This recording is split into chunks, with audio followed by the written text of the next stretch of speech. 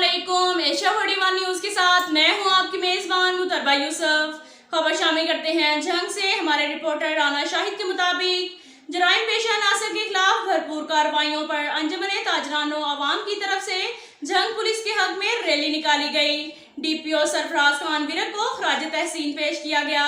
तफसीलात के मुताबिक जिली सदर हाजी दिलदार हुसैन की क़यादत में अंजुमन ताजरान जंग ने रैली का इनेकाद किया। रैली में अंजुमन ताजरान अवाम की कसीर तादाद ने शिरकत की। रैली धज्जी रोड से शुरू होकर बराह रास्ता यूसुफ शाह रोड, कचहरी चौक, डिस्ट्रिक्ट पुलिस ऑफिस में एहतमाम पजीर हुई।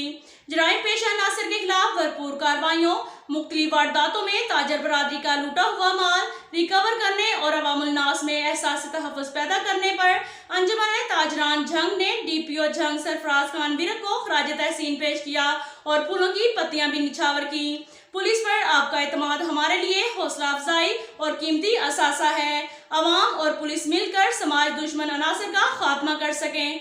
अब तक के लिए इतना ही काफ़ी है। मिलते हैं अगले बुलेटिन में, हमारे साथ रहिएगा। अल्लाह हाफिज।